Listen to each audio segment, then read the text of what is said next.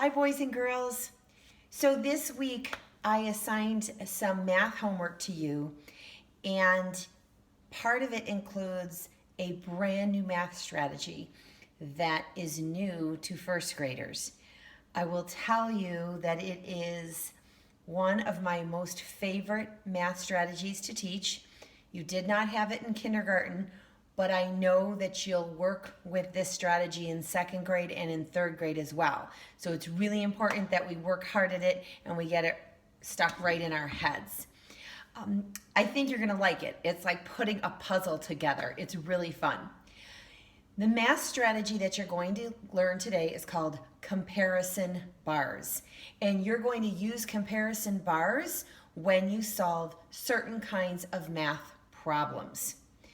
Comparison bars. The comparison bar strategy actually looks like this. There's a math drawing that goes with it. In order for us to understand comparison bars, there's a few words that I want to make sure that you understand. And make sure that you pause the video at any time if you need more time to think or talk to your parents about it. So the first word I want you to understand is the word compare. When we are comparing two things, we are finding ways that they're the same and the ways that they're different. And you guys do this all the time.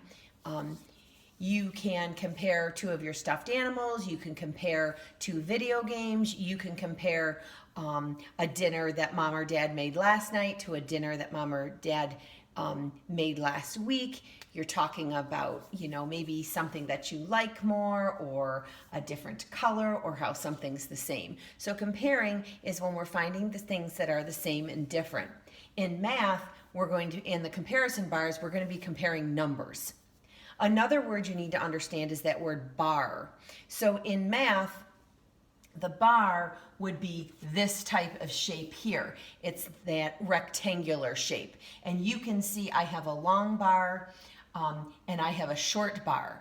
Another word you need to understand is the word oval. Oval's another shape like an egg, and you can see there's an oval here. So this is what your comparison bar drawing will look like when you're solving these problems.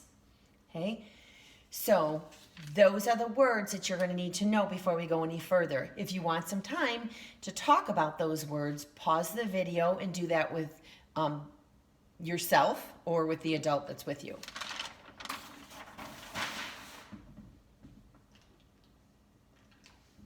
Okay, so I have a math story problem here that I'm going to read to you. Mara had 9 pieces of candy. You picturing 9 pieces of candy? Emmy had 3 pieces of candy. How many more does Mara have? Good mathematicians read the story problem a couple of times just to make sure they have it in their head. So let's do that again. Mara had 9 pieces of candy. I can kind of see 9 pieces of candy in my head. Emmy had 3 pieces of candy. I can see those 3 pieces in my head. I'm already in my head thinking who has more, who has fewer. It's just already happening in my head. I'm wondering if it's happening in your head. So the question is, how many more does Mara have? So we said comparison bar problems are ones with the words more and fewer in them. And so you can see that we have the word more right here. So I'm going to underline that word more. This is a comparison bar problem. I'm also going to do something. I'm going to circle the question so I don't forget it. What I'm trying to answer is how many more Mara has. So right now, I bet you there's a few of you out there that already have the answer in your head. You've already figured out, well, Mara has 9 and Emmy has 3. Mara has more, and you've probably already figured out how many Mara has. Would you like to say it? Go ahead, say it to yourself or the person that's with you. Okay. So some of you may have already figured out that Mara has 6 more pieces than Emmy. Okay? Now what we're going to do is we're going to draw a comparison bar drawing to actually solve this and to help those of us that didn't have the answer right off the top of our head, this is going to help you to solve it. So it's time to draw that comparison bar drawing. It's a lot of fun, and here it goes. The first thing you want to draw is you want to draw a long bar right at the top. That's where our biggest number is going to be, kind of like the king of the mountain. When we draw those math mountains, the biggest number's on the top of the mountain, the biggest number's here too. Then you're going to go underneath, and about halfway over, you're going to draw a rectangle right underneath it. And mine are touching right there. I actually didn't even have to draw another line. So here I have a shorter comparison bar. And then in this space here, this is where you want to put your awesome oval. And that's the way we'll remember it, the awesome oval. So now that we have our comparison bar sketch drawn, we want to do some labeling. And the first thing we want to do is we want to figure out who has more candy here. Mara had 9 pieces of candy and Emmy had 3. Which of my girls had more candy? I heard you say that Mara had more. She did, because 9 is bigger than 3. So I'm going to label this bar right here with an M. And I'm going to label the shorter bar here with an E for Emmy. It's really important that we label those bars so we remember what they mean. Now that we've labeled the bars, now it's really fun. We get to plunk in the numbers. So we know that Mara has 9 pieces of candy, so we get to put that on the top comparison bar, on the larger comparison bar. And we know that Emmy has 3, she doesn't have as many, and so we're gonna put that number down here. So now, boys and girls, this is the number we do not know. We do not know the awesome oval number, so we're going to put a question mark here. And I have a little secret for you. Awesome oval always has the how many more or how many fewer number in it. So now we need to figure this out. And again, you can be thinking about your math mountain, 9 being the king of the mountain, and then the 3 being one of the sides of the mountain. So now I want you to take a minute and I want you to talk to the adult that you're with and how you would figure out what number would go here. So we're gonna have these 2 number pairs and they have to equal up to the 9. So take a minute and talk to the person next to you, pause the video, and try to figure that out. All right, so boys and girls, some of you may have counted on. Some of you may have put 3 in your head and counted up to 9 like this. 3, 4, 5, 6, 7, 8, 9. And you got to the number 6. And we have to remember 6 what? Let's label it 6 candies. Okay? So boys and girls, we've solved the problem. We know how many more candies does Mara have? 6. So that we use the counting up strategy. Some of you may have done something like this. You may have said to yourself, well, 3 plus the number I don't know will make 9. So some of you may have done 3 plus, I don't know that number equals 9, and you might have solved it that way. Some of you maybe even solved it with subtraction. You may have said, well, if I take 9 and take 3 away, I'll get that number. So 9, take away 3 equals, okay? So it doesn't matter which strategy, whether you count on, or you find the missing number pair, or you subtract, you're always going to get to 6 candies. Okay, let's try another one. Okay. I think the moms and dads might like this story problem that I come up with, especially the moms. Mr. Peroni washes 4 dishes. Mrs. Peroni washes 6 more than him.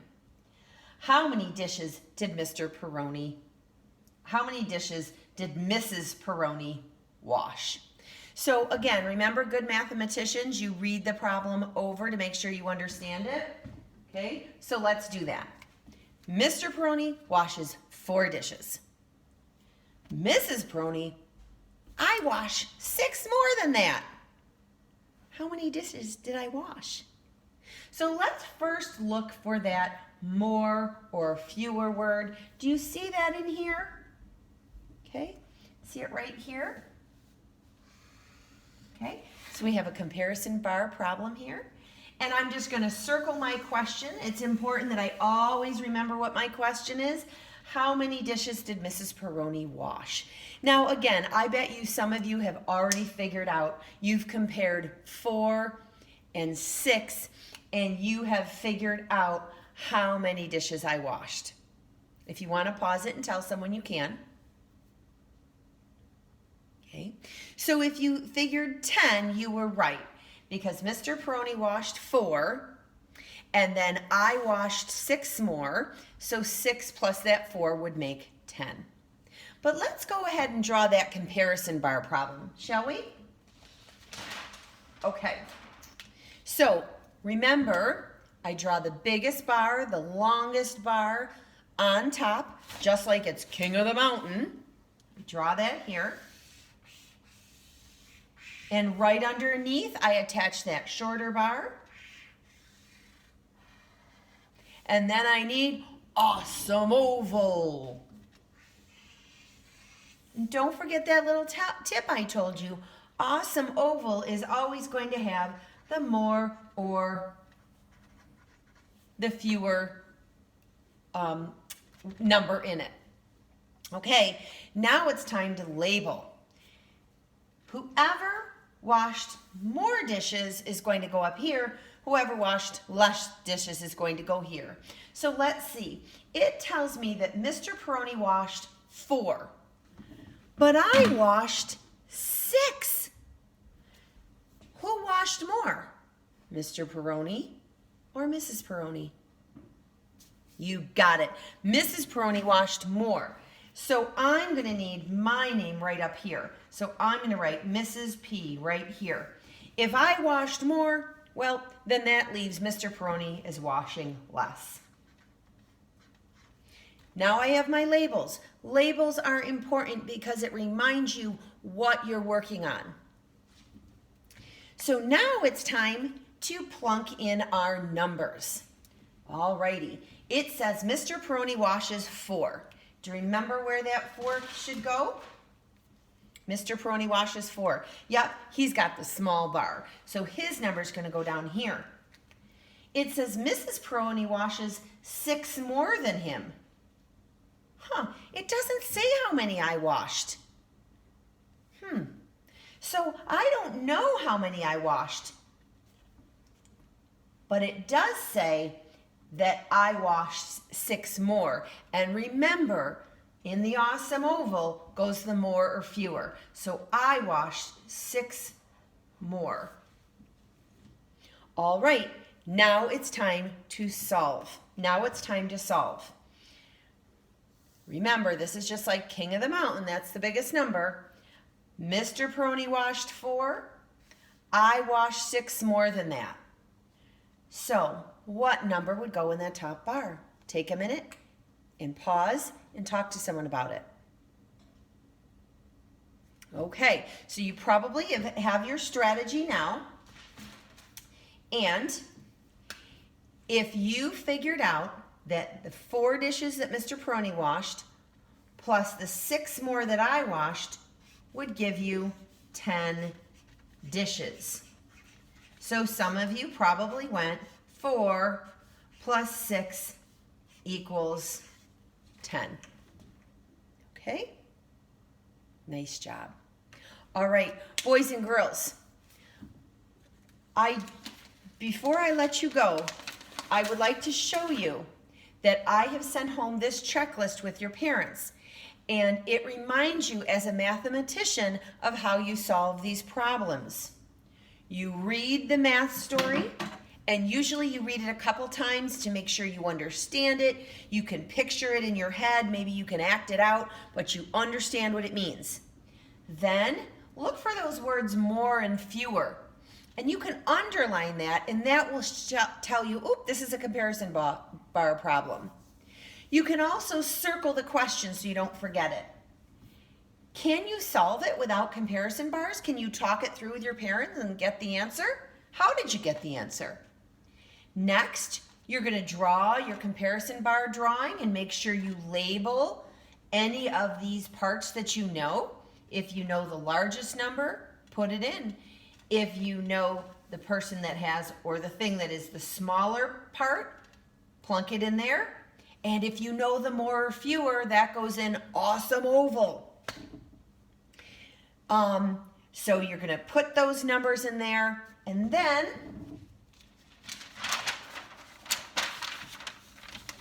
you're going to solve that problem. Maybe you're going to count on, maybe you're going to add up the numbers, maybe you're going to subtract the numbers, and then in the end, make sure you label your answer, whether it's 6 candies or 10 dishes. Candies, dishes, those are your labels.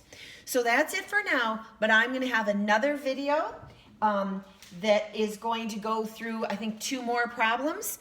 So if you want to go to your homework and give it a try, great. If you want to watch another video, I'm going to solve a couple more problems with you. All right, good luck, mathematicians. You got this.